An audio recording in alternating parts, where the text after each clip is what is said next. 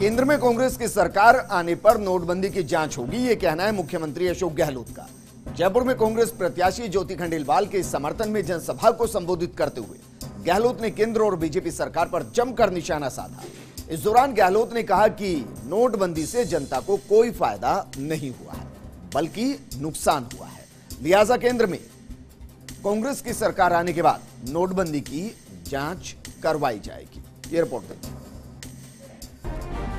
मुख्यमंत्री अशोक गहलोत मिशन 25 में जुटे हैं और लगातार गहलोत जनसभाओं को संबोधित कर रहे हैं। जयपुर शहर से कांग्रेस प्रत्याशी ज्योति खंडेलवाल के समर्थन में भी मुख्यमंत्री अशोक गहलोत ने जनसभा को संबोधित किया। पर्चा दाखिल करने के बाद ज्योति खंडेलवाल के समर्थन में जनसभा हुई, जिसको मुख्यमंत्री अशोक गहलोत ने संबोधित किया।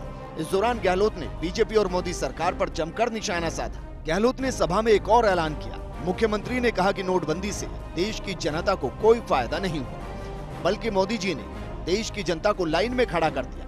नोटबंदी की आड़ में ब्लैक मनी को सफेद किया गया। गहलोत ने कहा कि केंद्र में अगर कांग्रेस की सरकार बनी तो नोटबंदी की जांच कराई जाएगी। लोकतंत्र को बचाने के चुनाव है। मोदी जी वापस प्रधानमंत्री बन गए, अभी तो छापे पड़ रहे हैं। इतना धन इकट्ठा किया नोटबंदी के बाद में कि हमारी गवर्नमेंट आएगी यूपीए की। हम तो चाहेंगे कि नोटबंदी की भी जांच हो कि कितना बड़ा घोटाला इसके अंदर किया, पूरा देश को बर्बाद कर दिया।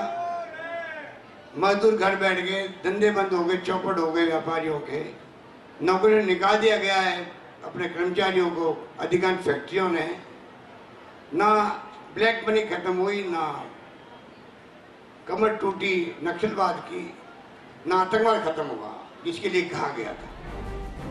मुख्यमंत्री अशोक गहलोत ने जनसभा को संबोधित करते हुए कई और मुद्दों पर भी केंद्र सरकार को घेरा।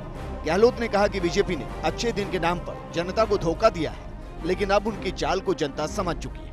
आजादी के बाद देश में जो काम हुए वो कांग्रेस के देन है। कांग्रेस के शासन में जयपुर का भी विकास हुआ था। कांग्रेस शासन ने ही,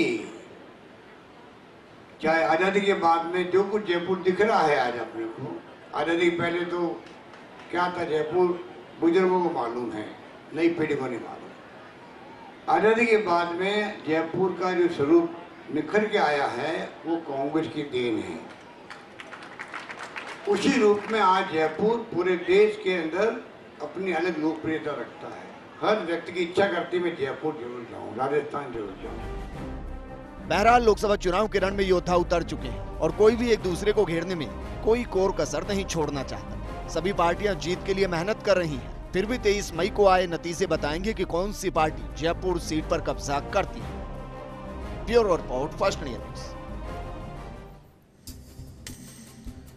वहीं लोकसभा चुनाव के दूसरे चरण के लिए नामांकन का आज आखिरी दिन रहा। नामांकन के दूसरे दिन कलेक्ट्रेट में खासी भीड़ देखी गई, जहां कांग्रेस जयपुर शहर लोकसभा सीट की प्रत्याशी ज्योति खंडेलवाल ने अपने समर्थकों और कार्यकर्ताओं के साथ नामांकन भरा।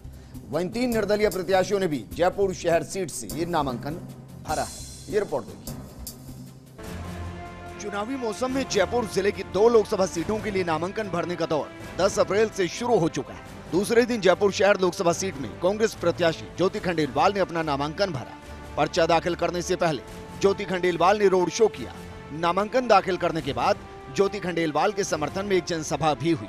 इस जनसभा को मुख्यमंत्री अशोक गहलोत और डिप्टी सीएम सचिन पायलट समेत कई कांग्रेस के नेताओं ने संबोधित किया। जनसभा को संबोधित करते हुए मुख्यमंत्री अशोक गहलोत ने पीएम मोदी पर जमकर हमला बोला। गहलोत ने मोदी पर जनता को गुमराह करने का आरोप लगाया। इस दौरान गहलोत ने कहा कि मोदी ने झूठे वादे किए, लेकिन अब जनता सब समझ चुकी है। अब चौकीदार चोर है कि नारे लगने लगे हैं।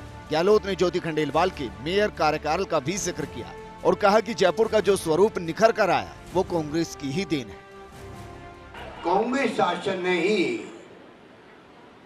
चाहे आजादी के बाद में जो कुछ जयपुर दिख रहा है आज अपने को, आजादी पहले तो क्या था जयपुर बुजुर्गों को मालूम है, नई पीढ़ी को नहीं मालूम।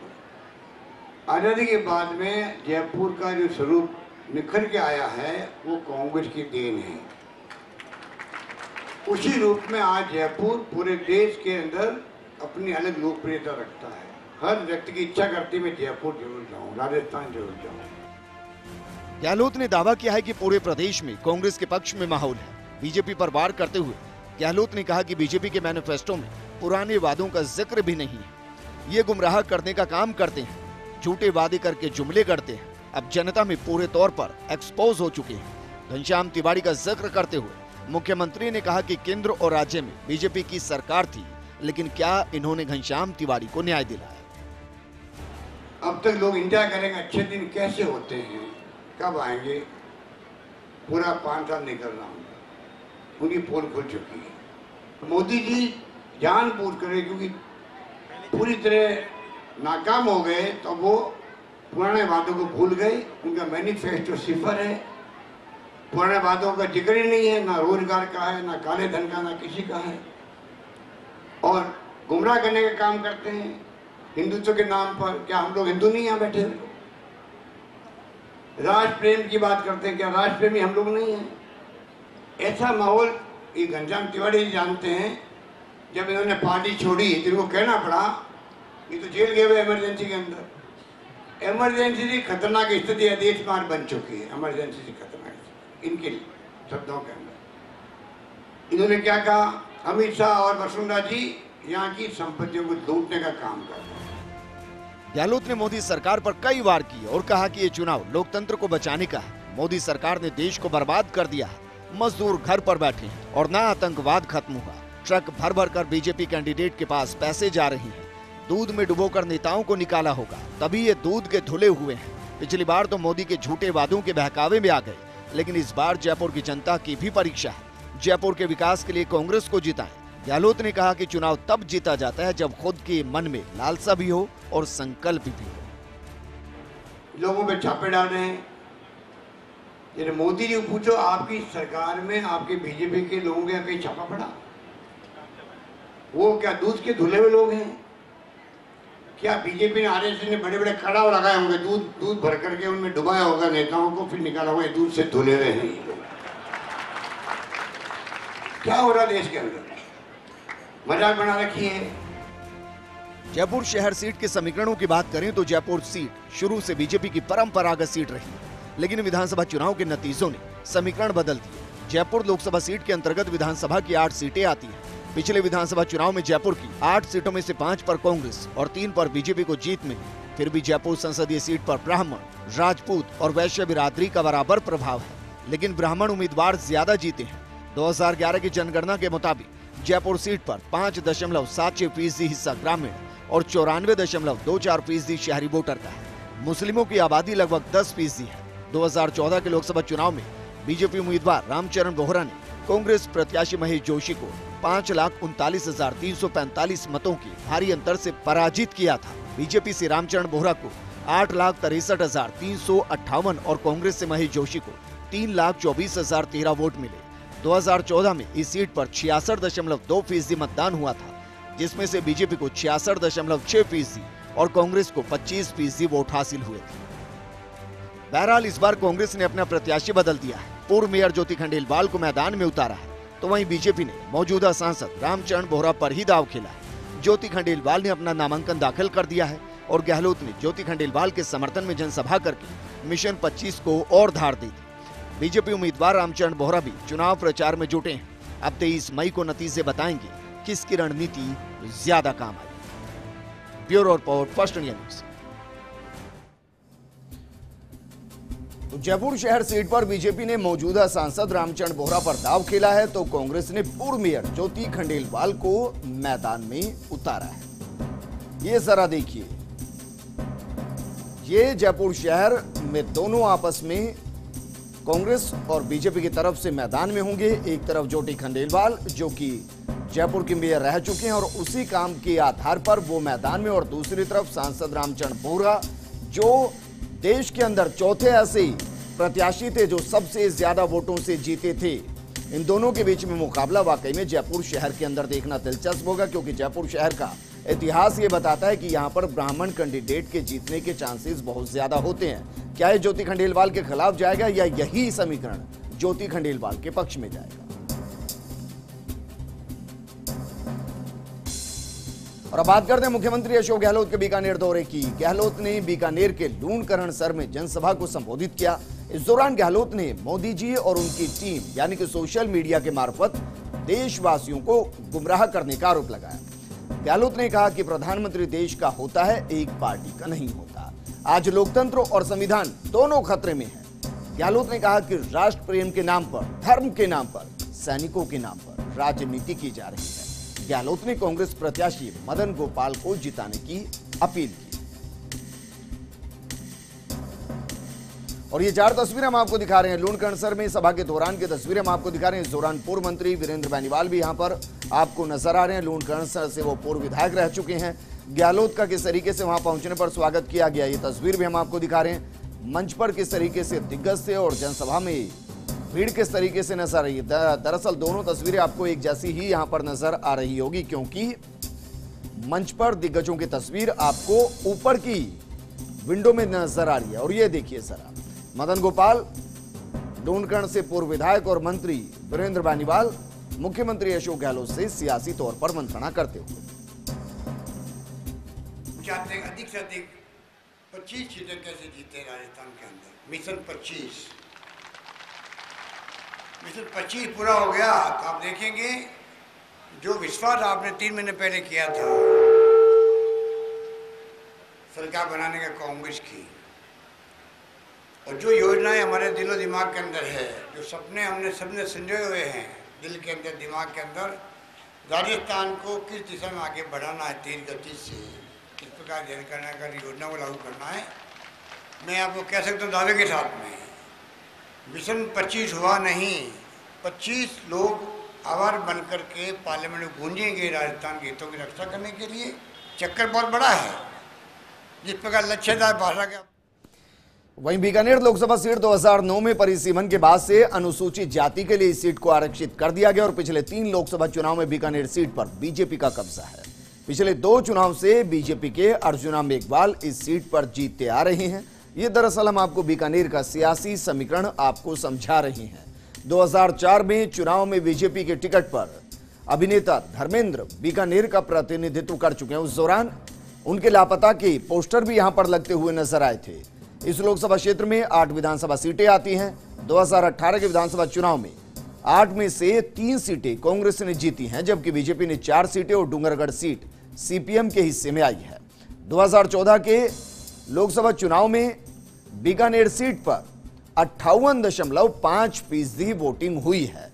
वहीं बीजेपी उम्मीदवार अर्जुना मेघवाल ने कांग्रेस के शंकर पन्नू को 3,08,079 वोटों से, इसको आप एक भारी अंतर कह सकते हैं, इस भारी अंतर से यहां पर हराया था। लगातार दूसरी बार इस सीट पर कब्जा जमाया था। अर्जुना मेघवाल को इस सीट पर कितने वोट मिले थे 2014 में, यह दरअसल आंकड़ा हम आपको बता रहे हैं। 5,84,932 वोट उनको मिले थे, जबकि कांग्रेस के शंकर पन्नू को महज 2,76,853 वोट मिले थे। अब जरा जातीय समीकरण की भी बात कर लेते हैं। बीकानेर में हिंदू आबादी जो है वो 78% है और मुस्लिम आबादी 15% है। 2011 की जनगणना के अनुसार यह आंकड़ा हम आपको बता रहे हैं, और यही आंकड़ा यह भी कहता है कि यहां पर 22.91% अनुसूचित जाति के वोटर हैं। वहीं 37% अनुसूचित जनजाति के वोटर भी इस लोकसभा सीट में हैं। इस क्षेत्र में जाट, ब्राह्मण, अनुसूचित जाति वर्ग के वोटर नतीजों पर बड़ा असर डालते हैं। इस दौरान आपको यह भी जरा बताते हैं कि यहां पर किस किस के बीच में किस तरीके से मुकाबला। बीकानेर संसदीय सीट पर बीजेपी ने मौजूदा सांसद अर्जुन मेघवाल को फिर से मैदान में उतारा, तो वहीं कांग्रेस नए चेहरे मदन गोपाल मेघवाल पर दांव खेलती हुई नजर आ रही है। दरअसल इसको भी समझने की कोशिश कीजिए। ये जो तस्वीरों में आपको 2 चेहरे नजर आ रहे हैं, दरअसल आपस में मौसेरे भाई हैं। मदन गोपाल और अर्जुना मेघवाल दोनों मौसेरे भाई हैं। मेघवाल वोट बैंक में ध्रुवीकरण यहां पर हो, इसलिए ऐसा होता हुआ दिखाई आपको दे सकता है। लेकिन एक तरफ 2 कार्यकाल जिनके दम पर अर्जुना मेघवाल यहां पर वोट मांग रहे हैं, और दूसरी तरफ मदन मेघवाल जो पहली बार चुनावी मैदान में उतरे हैं, वो नए भविष्य के साथ कांग्रेस के इतिहास को आगे बढ़ाते हुए वोट यहां पर मांग रहे हैं। एक छोटे से ब्रेक के लिए यहां पर रुक रहे हैं, लेकिन आप कहीं मत जाएगा। ब्रेक के बाद हम आपको बताने वाले मुख्यमंत्री अशोक गहलोत सोशल मीडिया पर आज किस तरीके से सक्रिय नजर आए। ब्रेक के बाद आपका स्वागत है। ब्रेक से पहले हम आपको बीकानेर की सियासत समझा रहे थे और बता रहे थे किस तरीके से मौसेरे भाई यहां पर चुनावी मैदान में 2 अलग अलग पार्टियों की तरफ से इस बार का लोकसभा चुनाव लड़ते हुए नजर आएंगे। एक तरफ हम तस्वीर आपको दिखा रहे हैं अर्जुना मेघवाल की और दूसरी तरफ मदन गोपाल मेघवाल दरअसल इनका नाम है। दोनों मौसेरे भाई हैं। एक तरफ अर्जुना मेघवाल हैं जो केंद्र में मंत्री रहे और इस दौरान 2 बार लोकसभा का चुनाव जीत चुके हैं, तीसरी बार मैदान में हैं, और दूसरी तरफ मदन गोपाल मेघवाल जो पहली बार मैदान में उतरते हुए नजर आए।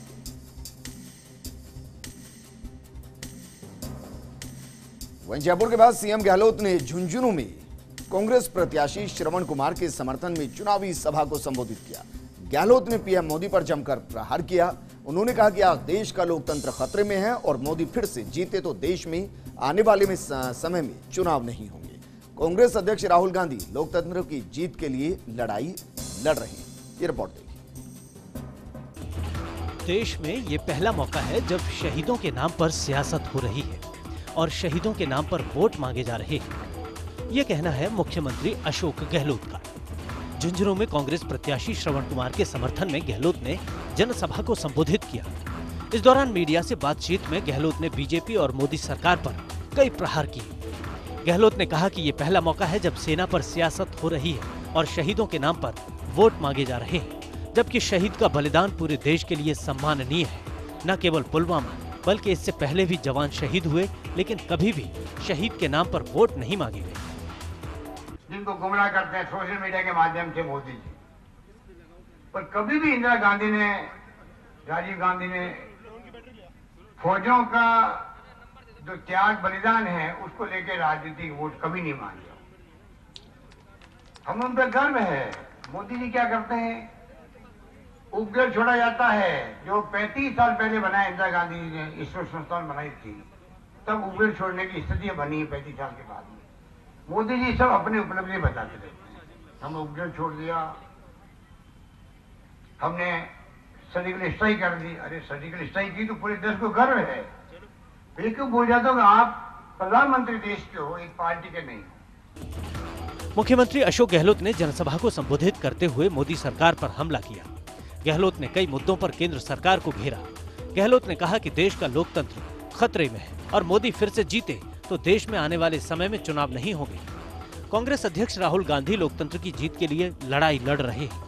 न केवल प्रदेश बल्कि पूरे देश में कांग्रेस को लेकर अच्छा माहौल है। उन्होंने मोदी से सवाल किया कि क्या वे राष्ट्रभक्त नहीं हैं।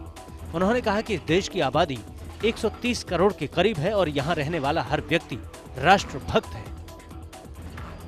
कांग्रेस मैनिफेस्टो में राहुल जी ने सबको पूछ के बनाया है। वो कहते हैं कि आप जनता क्या चाहती है वो मैनिफेस्टो बनाओ, वादा करो। वो पूरे देश में हमारी टीमें गई, आज न्याय योजना लेके आए। जैसे पहले मनमोहन सिंह जी, सोनिया गांधी जी नरेगा पेश किया देश को। पूरे विश्व में ऐसी कोई योजना नहीं 100 दिन की गारंटी देवे लोगों को। अब राहुल गांधी ने मैनिफेस्टो कर दिया 150 दिन करते हैं नरेगा के। शिक्षा का अधिकार, रोजगार का अधिकार, 2 रुपए किलो गेहूं, 3 रुपए किलो चावल का अधिकार, सूचना का अधिकार, ये कानून बना करके दिया गया देश की जनता को पहली बार। मुख्यमंत्री ने अपने संबोधन में राज्य सरकार की योजनाओं का जिक्र किया और कांग्रेस की न्याय योजना का भी बखान किया। गहलोत ने कहा कि मोदी ने काला धन लाने का वादा किया था, लेकिन 1 रुपया भी काला धन नहीं आया। आप लोकतंत्र के माई बाप हो। राहुल गांधी बार बार कहते हैं मुद्दों पर चर्चा करो, लेकिन भाजपा तैयार नहीं है। 70 साल में जो विकास हुआ वो कांग्रेस की देन है। कांग्रेस प्रत्याशी श्रवण कुमार ने अपना नामांकन दाखिल कर दिया है। श्रवण कुमार के समर्थन में हुई जनसभा को डिप्टी सीएम सचिन पायलट समेत कई दिग्गज कांग्रेसी नेताओं ने संबोधित किया और श्रवण कुमार को जिताने की अपील की। शेखावटी क्षेत्र में आने वाला झुंझुनू जिला देश में सैनिकों के जिले के नाम से जाना जाता है। झुंझुनू लोकसभा क्षेत्र शुरू से कांग्रेस का गढ़ रहा है। पूर्व केंद्रीय मंत्री और कांग्रेस के दिवंगत नेता सीसराम ओला का झुंझुनू की सियासत में एक छत्र राज था। बीजेपी ने इस सीट पर कांग्रेस के पांव उखाड़ने की लाख कोशिश की, लेकिन कामयाब नहीं हो सकी। हालांकि मोदी लहर में बीजेपी सीट जीतने में कामयाब रही। साल 2011 की जनगणना के मुताबिक 74.84% हिस्सा ग्रामीण और 25.16% हिस्सा शहरी है। जाट बहुल झुंझुनू सीट पर मुस्लिमों की आबादी दूसरे नंबर पर है। माली मतदाताओं की आबादी भी अच्छी खासी है। झुंझुनू लोकसभा क्षेत्र में विधानसभा की 8 सीटें आती हैं। इसमें पिछले विधानसभा चुनाव में कांग्रेस ने 5 सीट पर जीत दर्ज की, जबकि बीजेपी 3 सीट जीतने में कामयाब रही। 2014 के लोकसभा चुनाव में त्रिकोणीय मुकाबला देखने को मिला था। 2014 में झुंझुनू सीट पर 59.3% मतदान हुआ था। बीजेपी से संतोष अहलावत ने पूर्व केंद्रीय मंत्री सीसराम ओला की पुत्रवधू राजबाला ओला को 2,33,835 मतों के अंतर से पराजित किया था। तो वहीं निर्दलीय उम्मीदवार के तौर पर राजकुमार शर्मा को 2,06,288 वोट मिले थे। इस बार बीजेपी ने मौजूदा सांसद संतोष अहलावत का टिकट काट दिया। बीजेपी ने नए चेहरे नरेंद्र खींचड़ पर दांव लगाया है, तो वहीं कांग्रेस ने श्रवण कुमार को मैदान में उतारा है। बहरहाल दोनों पार्टियां अपनी अपनी जीत के दावे कर रही हैं, लेकिन नतीजे 23 मई को आएंगे और तभी साफ होगा कि रणनीति किसकी सही रही। Bureau report, first India news. तो झुंझुनू का जिक्र हम कर रहे हैं, यहाँ पर मुकाबला किस किस के बीच में है ग्राफिक्स के जरिए ये हम आपको बता रहे हैं। दरअसल यहाँ पर बीजेपी की तरफ से नरेंद्र खींचड़ को बीजेपी प्रत्याशी बनाया गया और श्रवण कुमार कांग्रेस प्रत्याशी के तौर पर मैदान में हैं। दरअसल श्रवण कुमार कांग्रेस से विधायक रह चुके हैं, नरेंद्र खींचड़ भी। अब यहां पर मुकाबला दरअसल 2 विधायकों के बीच लोकसभा सीट को लेकर है, क्योंकि बीजेपी ने यहां से संतोष अहलावत का टिकट काट दिया है।